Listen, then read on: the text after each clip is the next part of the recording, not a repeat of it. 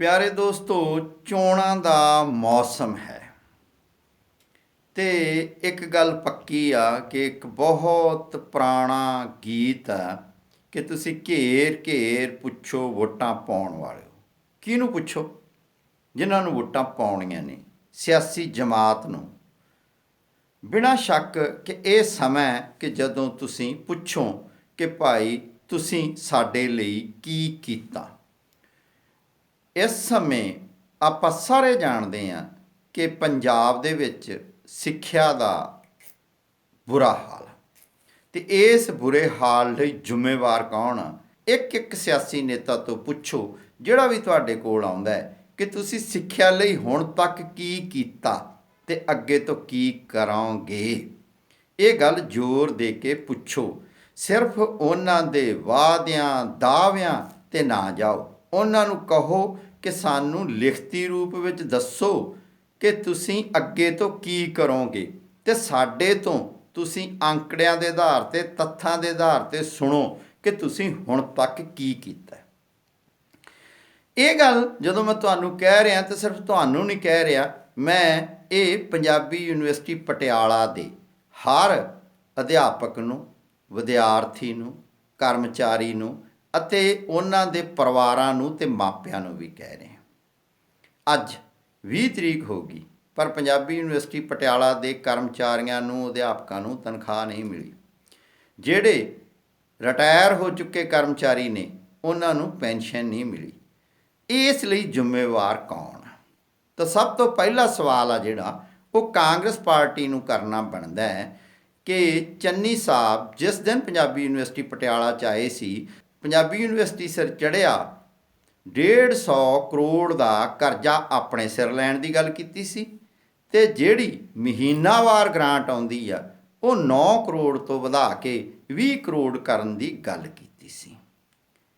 ਉਹ ਆਪਣਾ 110 ਦਿਨ ਜਾਂ 111 ਦਿਨ ਦਾ ਕਾਰਜਕਾਲ ਪੂਰਾ ਕਰ ਗਏ ਪਰ ਅਜੇ ਤੱਕ ਉਹ ਗ੍ਰਾਂਟ ਨਹੀਂ ਆਈ। ਇਹਦੀ ਜ਼ਿੰਮੇਵਾਰ ਕੌਣ ਹੈ? ਬਹੁਤ ਵਾਰ ਇਹ ਕਿਹਾ ਜਾਂਦਾ ਕਿ ਸਾਡੇ ਨੂੰ ਤਾਂ ਸਮਾਂ ਬਹੁਤ ਘੱਟ ਮਿਲਿਆ। ਹਾਂ, ਤੁਹਾਨੂੰ ਸਮਾਂ ਬਹੁਤ ਘੱਟ ਮਿਲਿਆ, ਪਰ ਉਸ ਤੋਂ ਪਹਿਲਾਂ ਵੀ ਕਾਂਗਰਸ ਪਾਰਟੀ ਦਾ ਰਾਜ ਸੀ। ਤਾਂ ਉਸ ਕਾਂਗਰਸ ਪਾਰਟੀ ਨੇ ਉਹ ਪਹਿਲੇ 4.5 ਸਾਲਾਂ ਦੇ ਵਿੱਚ ਵੀ ਕੀ ਕੀਤਾ, ਉਸ ਦਾ ਵੀ ਹਿਸਾਬ ਦੇ ਦਿਓ। ਪੰਜਾਬੀ ਯੂਨੀਵਰਸਿਟੀ ਪਟਿਆਲਾ ਲਈ ਜਾਂ ਉਚੇਰੀ ਸਿੱਖਿਆ ਲਈ ਕੀ ਕੀਤਾ।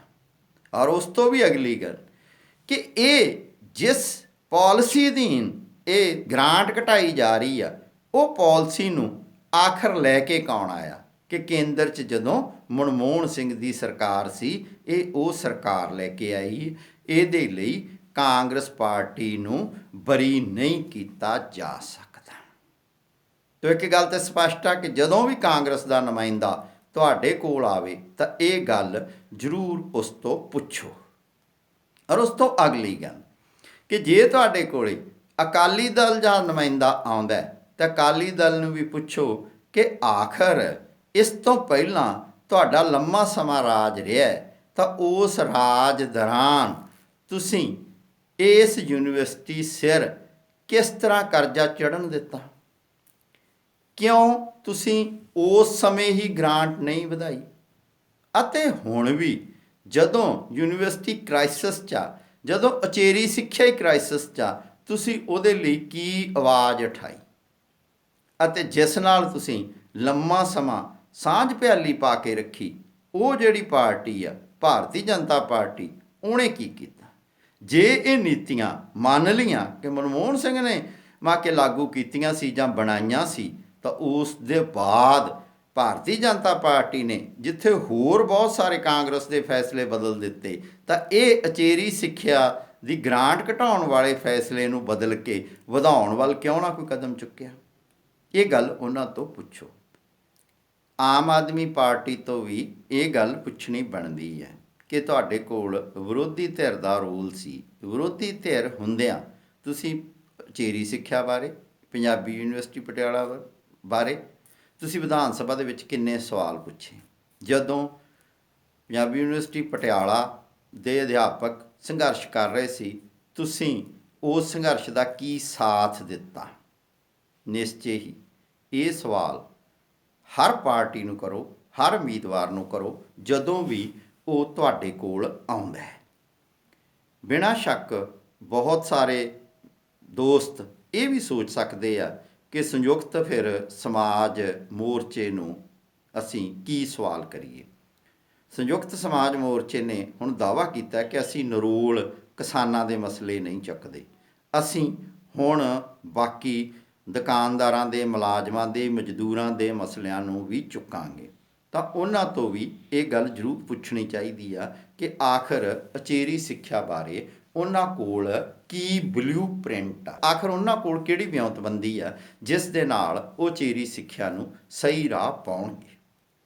ਇਹ ਗੱਲ ਮੈਂ ਇਸ ਕਰਕੇ ਕਹਿ ਰਿਹਾ ਕਿ ਬਹੁਤ ਵਾਰ ਜਦੋਂ ਕੋਈ ਸਿਆਸੀ ਬੰਦਾ ਸਾਡੇ ਕੋਲ ਵੋਟਾਂ ਲੈਣ ਲਈ ਆਉਂਦਾ ਹੈ ਤਾਂ ਉਸ ਸਮੇਂ ਅਸੀਂ ਇੱਕ ਲੋਕ ਲੱਜ ਦੇ ਪ੍ਰਭਾਵ ਅਧੀਨ, ਰਿਸ਼ਤੇਦਾਰਾਂ ਦੇ ਪ੍ਰਭਾਵ ਅਧੀਨ, ਦੋਸਤਾਂ ਮਿੱਤਰਾਂ ਦੇ ਪ੍ਰਭਾਵ ਅਧੀਨ, ਆਂਢੀਆਂ ਗੁਆਂਢੀਆਂ ਦੇ ਪ੍ਰਭਾਵ ਅਧੀਨ ਇਹ ਕਹਿ ਦਿੰਦੇ ਕਿ ਅਸੀਂ ਤੁਹਾਡੇ ਨਾਲ ਹੀ ਹਾਂ, ਅਤੇ ਮਨ ਦੇ ਵਿੱਚ ਕਈ ਵਾਰ ਇਹ ਵੀ ਸੋਚ ਲੈਂਦੇ ਹਾਂ ਕਿ ਵੋਟ ਤਾਂ ਅਸੀਂ ਉੱਥੇ ਹੀ ਪਾਉਣੀ ਹੈ ਜਿੱਥੇ ਸਾਡਾ ਮਨ ਕਰੂਗਾ।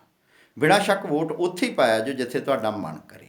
ਪਰ ਜਦੋਂ ਕੋਈ ਵਿਅਕਤੀ ਤੁਹਾਡਾ ਮਤ ਮੰਗਣ ਆਉਂਦਾ, ਤੁਹਾਡੀ ਅਕਲ ਮੰਗਣ ਆਉਂਦਾ, ਤੁਹਾਡੇ ਤੋਂ ਆਪਣੇ ਲਈ ਸਮਰਥਨ ਮੰਗਣ ਆਉਂਦਾ, ਅਤੇ ਤੁਹਾਡਾ ਇਹ ਫਰਜ਼ ਬਣਦਾ ਹੈ ਕਿ ਤੁਸੀਂ ਉਸ ਤੋਂ ਆਪਣੇ ਹਿੱਤਾਂ ਲਈ, ਆਪਣੇ ਪੱਖ ਲਈ, ਆਪਣੀ ਗੱਲ ਦੇ ਲਈ ਸਮਰਥਨ ਉਸੇ ਸਮੇਂ ਹੀ ਮੰਗੋ ਤਾਂ ਜੋ ਉਸ ਵਿਅਕਤੀ ਨੂੰ ਯਾਦ ਰਹੇ। ਚੰਗੀ ਗੱਲ ਆ ਕਿ ਬਹੁਤ ਸਾਰੇ ਦਾਅਵੇ ਅਤੇ ਬਹੁਤ ਸਾਰੇ ਵਾਅਦੇ ਕਰ ਸਕਦੇ ਆ ਲੀਡਰ ਬੰਦੇ, ਕਿਉਂਕਿ ਉਹਨਾਂ ਨੇ ਵੋਟਾਂ ਲੈਣੀਆਂ ਹੁੰਦੀਆਂ, ਉਹਨਾਂ ਨੂੰ ਗੌਂ ਹੁੰਦਾ, ਜਿਵੇਂ ਕਹਿੰਦੇ ਗੌਂ ਭਣਾਵੇ ਜੌਂ, ਪਰ ਉਸ ਸਮੇਂ ਉਹਨਾਂ ਤੋਂ ਲਿਖਤੀ ਰੂਪ ਵਿੱਚ ਲਓ। ਜੇ ਲਿਖਤੀ ਰੂਪ ਵਿੱਚ ਨਹੀਂ ਤਾਂ ਅੱਜ ਕੱਲ੍ਹ ਤਾਂ ਹਰ ਮੋਬਾਈਲ ਦੇ ਵਿੱਚ ਵੀਡੀਓ ਬਣਦਾ, ਉਹਨੂੰ ਕਹੋ ਕਿ ਇੱਥੇ ਬਿਆਨ ਰਿਕਾਰਡ ਕਰਾ ਕੇ ਜਾ, ਤਾਂ ਕਿ ਭਵਿੱਖ ਵਿੱਚ ਅਸੀਂ ਤੈਨੂੰ ਕਹਿ ਸਕੀਏ ਕਿ ਤੇਰੀ ਕੋਈ ਜ਼ੁਬਾਨ, ਤੂੰ ਕੀ ਗੱਲਾਂ ਕਰਦਾ ਸੀ ਅਤੇ ਅੱਜ ਕੀ ਗੱਲਾਂ ਕਰਦਾ। ਇਹ ਸਿਰਫ ਇਸ ਗੱਲ ਦੀ ਪੀੜ ਨਹੀਂ ਆ ਕਿ ਇਹ ਅਧਿਆਪਕਾਂ ਨੂੰ ਤਨਖਾਹ ਨਹੀਂ ਮਿਲ ਰਹੀ, ਕਰਮਚਾਰੀਆਂ ਨੂੰ ਤਨਖਾਹ ਨਹੀਂ ਮਿਲ ਰਹੀ, ਜਾਂ ਰਿਟਾਇਰ ਬੰਦਿਆਂ ਨੂੰ ਤਨਖਾਹ ਨਹੀਂ ਮਿਲ ਰਹੀ। ਅਸਲ ਗੱਲ ਤਾਂ ਇਹਦੇ ਪਿੱਛੇ ਜ਼ਿਆਦਾ ਵੱਡੀ ਹੈ ਕਿ ਇਹ ਜਿਹੜੇ ਹੁਣ ਨਵੀਆਂ ਨੀਤੀਆਂ ਹੈ ਉਹਦੇ ਵਿੱਚ ਲਗਭਗ ਸਾਰੀਆਂ ਰਾਜਸੀ ਪਾਰਟੀਆਂ ਜਿਹੜੀਆਂ ਉਹ ਇੱਕ ਦੂਜੇ ਨਾਲ ਘਿਓ ਖਿਚੜੀ ਨੇ, ਸਾਰੀਆਂ ਦੀਆਂ ਸਾਰੀਆਂ ਹੀ ਨਿੱਜੀਕਰਨ ਦੇ ਰਾਹ ਚੱਲੀਆਂ ਹੋਈਆਂ। ਅਤੇ ਬਹੁਤ ਵਾਰੀ ਲੱਗਦਾ ਕਿ ਨਿੱਜੀਕਰਨ ਨਾਲ ਕੀ ਫਰਕ ਪੈਣ ਲੱਗਿਆ। ਅਸਲ ਵਿੱਚ ਨਿੱਜੀਕਰਨ ਦਾ ਅਰਥ ਇਹ ਆ ਕਿ ਗਰੀਬ ਬੰਦਾ, ਆਮ ਬੰਦਾ, ਇੱਥੋਂ ਤੱਕ ਕਿ ਮੱਧ ਵਰਗ ਦੇ ਹੱਥੋਂ ਵੀ ਸਿੱਖਿਆ ਖੁੱਸ ਜਾਣੀ ਆ।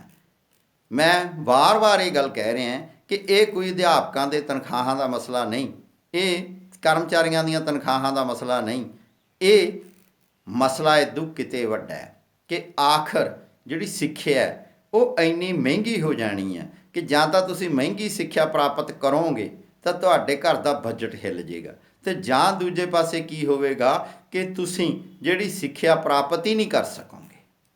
ਤੁਸੀਂ ਸਿੱਖਿਆ ਪ੍ਰਾਪਤ ਹੀ ਨਹੀਂ ਕਰ ਸਕੋਗੇ ਤਾਂ ਫਿਰ ਤੁਸੀਂ ਨੌਕਰੀ ਦੇ ਯੋਗ ਵੀ ਨਹੀਂ ਹੋ ਸਕੋਗੇ।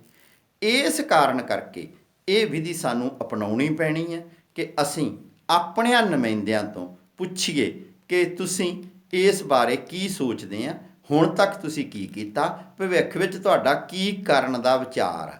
ਮੈਂ ਇਹ ਗੱਲ ਵੀ ਕਹਿੰਦਾ ਕਿ ਪੰਜਾਬੀ ਯੂਨੀਵਰਸਿਟੀ ਪਟਿਆਲਾ ਜਿਹੜੀ ਉਹ ਪਟਿਆਲਾ ਦਿਹਾਤੀ ਦੇ ਵਿੱਚ ਸਥਿਤ ਹੈਗੀ ਆ। ਪਟਿਆਲਾ ਦਿਹਾਤੀ ਦੇ ਜਿਹੜੇ ਖੜ੍ਹੇ ਉਮੀਦਵਾਰ ਆ ਉਹਨਾਂ ਤੋਂ ਇਹ ਸਵਾਲ ਜ਼ਰੂਰ ਪੁੱਛਿਆ ਜਾਵੇ। ਬਿਨਾਂ ਸ਼ੱਕ ਪਿਛਲੇ ਦਿਨੀ ਇੱਕ ਪਾਰਟੀ ਦਾ ਨੁਮਾਇੰਦਾ ਆਇਆ ਸੀ ਅਤੇ ਮੈਂ ਇਹੀ ਗੱਲਾਂ ਉਸ ਤੋਂ ਪੁੱਛੀਆਂ ਸੀ, ਅਤੇ ਜੇ ਬਾਕੀ ਦੇ ਨੁਮਾਇੰਦੇ ਵੀ ਮੇਰੇ ਕੋਲ ਆਉਣਗੇ ਤਾਂ ਉਹਨਾਂ ਤੋਂ ਇਹੀ ਗੱਲ ਪੁੱਛੀ ਜਾਊਗੀ। ਮੈਂ ਸੋਚਦਾ ਹੈਗਾ ਕਿ ਪੰਜਾਬੀ ਯੂਨੀਵਰਸਿਟੀ ਪਟਿਆਲਾ ਦਾ ਹਰ ਅਧਿਆਪਕ, ਹਰ ਕਰਮਚਾਰੀ, ਹਰ ਵਿਦਿਆਰਥੀ ਇਹ ਸਵਾਲ ਜ਼ਰੂਰ ਪੁੱਛੇ। ਜਿਹੜੇ ਪਟਿਆਲਾ ਦਿਹਾਤੀ ਦੇ ਵਿੱਚ, ਕਿਉਂਕਿ ਪੰਜਾਬੀ ਯੂਨੀਵਰਸਿਟੀ ਸਥਿਤ ਹੈਗੀ ਆ, ਇੱਥੇ ਸਵਾਲ ਜ਼ਿਆਦਾ ਪੁੱਛੇ ਜਾਣ। ਪਟਿਆਲਾ ਜਿਹੜਾ ਪੂਰੇ ਦਾ ਪੂਰਾ ਜ਼ਿਲ੍ਹਾ ਹੈ, ਪੂਰੇ ਦਾ ਪੂਰਾ ਜਿਹੜਾ ਲੋਕ ਸਭਾ ਹਲਕਾ ਹੈ, ਉਹਦੇ ਵਿੱਚ ਪੰਜਾਬੀ ਯੂਨੀਵਰਸਿਟੀ ਪਟਿਆਲਾ ਦੇ ਅਧਿਆਪਕ, ਕਰਮਚਾਰੀ ਅਤੇ ਵਿਦਿਆਰਥੀ ਜ਼ਿਆਦਾ ਰਹਿੰਦੇ ਨੇ। ਇਸ ਕਰਕੇ ਉਹ ਸਵਾਲ ਪੁੱਛਣ, ਉਹਨਾਂ ਦੇ ਮਾਂ ਪਿਓ ਸਵਾਲ ਪੁੱਛਣ।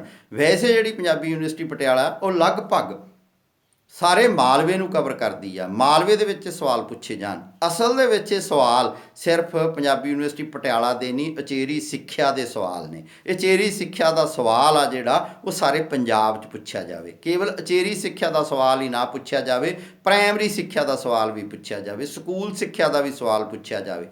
ਮੈਂ ਸਿਰਫ ਇੱਕ ਗੱਲ ਵੱਲ ਅੱਜ ਧਿਆਨ ਕੇਂਦਰਿਤ ਕਰਵਾਇਆ ਕਿ ਸਿੱਖਿਆ ਦੇ ਮਾਮਲੇ ਦੇ ਵਿੱਚ ਇਹਨਾਂ ਸਿਆਸੀ ਨੇਤਾਵਾਂ ਦਾ ਏਜੰਡਾ ਇਹਨਾਂ ਤੋਂ ਸਪਸ਼ਟ ਰੂਪ ਵਿੱਚ ਪੁੱਛਿਆ ਜਾਵੇ। ਤੇ ਇਹ ਜੇ ਅਸੀਂ ਸਵਾਲ ਪੁੱਛਾਂਗੇ, ਇਹ ਸੋਚਣਗੇ, ਵਿਚਾਰਨਗੇ, ਤਾਂ ਲਾਜ਼ਮੀ ਤੌਰ 'ਤੇ ਇਹਦੇ ਸਿੱਟੇ ਚੰਗੇ ਹੋਣਗੇ। ਲੋਕਤੰਤਰ ਨੂੰ ਮਜ਼ਬੂਤ ਕਰਨ ਦਾ ਇਹ ਹੀ ਤਰੀਕਾ ਹੈ। ਸਾਰੇ ਅਧਿਆਪਕਾਂ, ਕਰਮਚਾਰੀਆਂ, ਵਿਦਿਆਰਥੀਆਂ ਨੂੰ ਇੱਕ ਵਾਰ ਫਿਰ ਅਪੀਲ ਆ ਕਿ ਪੰਜਾਬੀ ਯੂਨੀਵਰਸਿਟੀ ਨੂੰ ਇੱਕ ਮਿਸਾਲ ਬਣਾ ਕੇ, ਇੱਕ ਉਦਾਹਰਣ ਬਣਾ ਕੇ ਸਮੁੱਚੀ ਉਚੇਰੀ ਸਿੱਖਿਆ ਬਾਰੇ ਤੇ ਉਚੇਰੀ ਸਿੱਖਿਆ ਨੂੰ ਇੱਕ ਮਿਸਾਲ ਬਣਾ ਕੇ ਸਾਰੇ ਦੀ ਸਾਰੀ ਜਿਹੜਾ ਸਿੱਖਿਆ ਪ੍ਰਬੰਧ ਆ ਉਹਦੇ ਬਾਰੇ ਲੋਕ ਨੁਮਾਇੰਦੇ ਜਿਹੜੇ ਆਪਣੇ ਆਪ ਨੂੰ ਦਾਅਵੇਦਾਰ ਕਹਾਉਂਦੇ ਆ, ਉਹਨਾਂ ਤੋਂ ਸਵਾਲ ਪੁੱਛੇ ਜਾਣ ਤੇ ਕੇਵਲ ਸਿੱਖਿਆ ਦੇ ਰਾਹੀਂ ਹੀ ਸਾਰੀਆਂ ਸਮਾਜਿਕ ਸਮੱਸਿਆਵਾਂ ਨੂੰ ਖੜਾ ਕੀਤਾ ਜਾਵੇ ਕਿ ਤਾਂ ਜੋ ਸਾਨੂੰ ਇਹ ਪਤਾ ਲੱਗ ਸਕੇ ਕਿ ਉਹ ਸਾਡੀਆਂ ਸਮੱਸਿਆਵਾਂ ਬਾਰੇ ਕੀ ਸੋਚਦੇ ਆ।